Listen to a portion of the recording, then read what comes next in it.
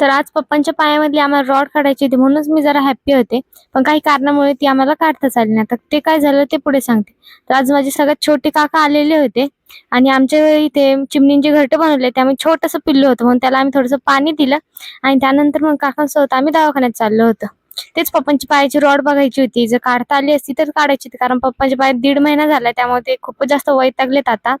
पण ते अजून पण काही जुळले नाही. त्यामुळे मग तो पाय परत आम्ही ड्रेसिंग वगैरे केला.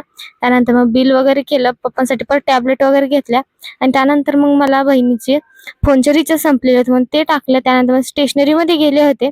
तिथून मला हे प्रोजेक्ट पेपर घ्यायचे होते. त्यानंतर मग त्यांच्याकडे पण काही सुट्टे पैसे नव्हते त्यामुळे त्यांनी पण मला थोडा वेळ थांबून ठेवलं होतं आणि इकडे लगेच माझी मम्मी भाजीपाल्यामध्ये गेली. त्यानंतर मग आम्ही रिक्षा बोलवली कारण आमच्याकडे काही गाडी नाही त्यामुळे आम्हाला सारखी रिक्षाच करावी लागते. त्यानंतर घरी आल्यावरती बघितलं तर मायरा आधीच भूत झालेली होती पण माझ्या बहिणीला पण ती भूतच बनवत होती. आणि मी एकतर कॉलेज स्टुडंट आहे वरती मला घरातले पण थोडेफार कामं असतात त्यामुळे मला सध्या व्लॉग बनवायला होत नाहीये. त्यानंतर मग संध्याकाळी पण मी अभ्यासाला बसले होते पण देवाला वाटलं की अभ्यास करताना चांगले नाही दिसत म्हणून त्यांनी लगेच लाईट घालवली. पण माझ्याकडे लॅम्प होती त्यामुळे मी थोडासा अभ्यास केला आणि माझे पप्पा बघा आज खूपच जास्त हँडसम दिसत कारण ते आज हेअर कट करून आलेले होते. त्यानंतर मग मायराला पण घरी सोडून आले आणि त्यानंतर पप्पा तिकडून येताना पाणीपुरी घेऊन आले होते तर मस्त पाणीपुरी खाल्ली. तर असा होता माझा आजचा दिवस. भेटूयात आता पुढच्या व्लॉग मध्ये. Okay bye bye.